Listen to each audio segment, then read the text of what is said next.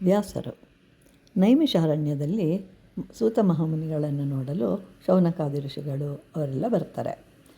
ಅವರು ಎಲ್ಲರಿಗೂ ಹೇಳ್ತಾ ಇರ್ತಾರೆ.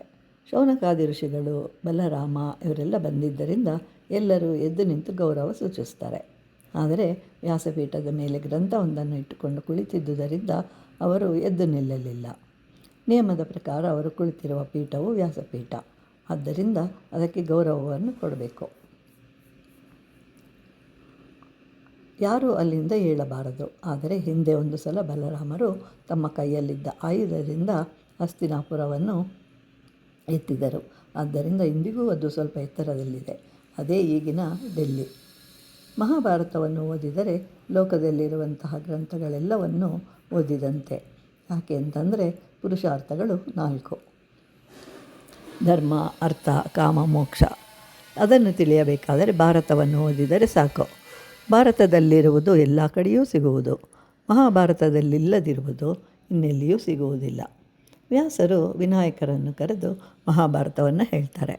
ವಿನಾಯಕನನ್ನು ಬರೆಯಲು ಹೇಳಿದಾಗ ವಿನಾಯಕನು, ನಾನು ಬರೆಯಲು ಪ್ರಾರಂಭ ಮಾಡಿದರೆ ಎಲ್ಲಿಯೂ ನಿಲ್ಲಿಸಬಾರದು ಅಂತ ಹೇಳಿದಾಗ ವ್ಯಾಸರು, ಹಾಗಾದರೆ ನೀನು ಅರ್ಥ ಮಾಡಿಕೊಂಡು ಬರೆಯಬೇಕು ಅಂತ ಹೇಳ್ತಾರೆ.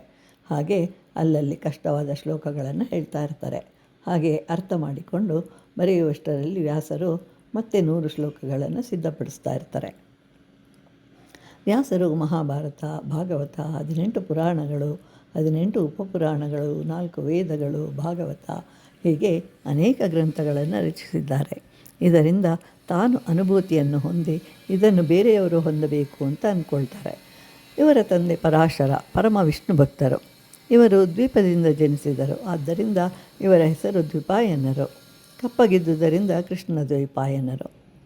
ಜನಿಸುತ್ತಿದ್ದಂತೆಯೇ ದೊಡ್ಡವರಾಗಿ ತಾಯಿಯ ಪಾದಗಳಿಗೆ ನಮಸ್ಕರಿಸಿ ತಪಸ್ಸಿಗೆ ಹೋಗ್ತಾರೆ. ಹೋಗುವಾಗ ತಾಯಿಗೆ, ನೀನು ಯಾವಾಗ ಸ್ಮರಿಸಿದರೆ ಆಗ ಬರುವೆನು ಅಂತ ಹೇಳಿ ಹೊರಡ್ತಾರೆ. ಎಂದೂ ತಾಯಿಯನ್ನು ಏಕೆ ಹೀಗೆ ಮಾಡಿದೆ ಅಂತ ಹೇಳಿ ಎಲ್ಲಿಯೂ ಪ್ರಶ್ನೆಯನ್ನು ಮಾಡಲಿಲ್ಲ.